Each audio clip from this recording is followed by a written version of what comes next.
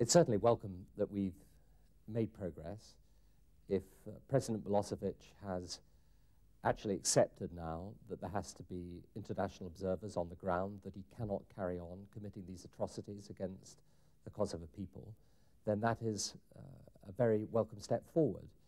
But it has only been achieved because we have stood firm, because we have said that we will use force to ensure compliance with the UN resolutions, and his commitment is not yet enough. We have to have that commitment delivered, so that threat of force has to remain, and we must ensure, in particular, that the humanitarian catastrophe in Kosovo is averted. You're looking at a long-term operation, aren't you? We're certainly looking at an operation that is going to keep President Milosevic from going back to the barbarism he engaged in before. We must make sure that we deal with the humanitarian catastrophe. We've come this far, frankly, only because we were prepared to use force, because that is the only language President Milosevic understands. But we've also got to make sure that the commitments he's made are actually carried through. So that threat of force has got to remain. That said, it's a very welcome step. We're delighted it's been done, but we've got to carry the rest of it through now. Do you suspect that even at this late stage he is still playing up brinksmanship? He will get away with as much as he can get away with, which is what I've been saying for months.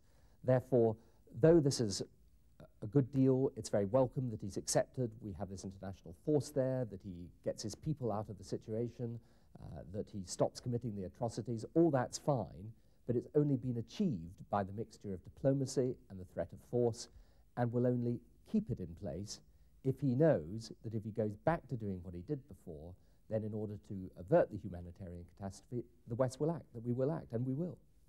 If you had to take a guess, we're talking airstrikes in 4 days if it comes to it. Do you suspect now that the likelihood of that has receded considerably, or do you think it's still very much on? It's a breakthrough, but he's got to be in no doubt this is not brinkmanship by us. We are prepared to see this thing through. We're prepared to use force if necessary. But if we can get what we need by a mixture of diplomatic means and the threat of force, then fine. But we've only come this far because we've been prepared to see it through, and we'll only make sure that he turns the commitments he's given, the promises he's made, into actual compliance if we're still prepared to see it through.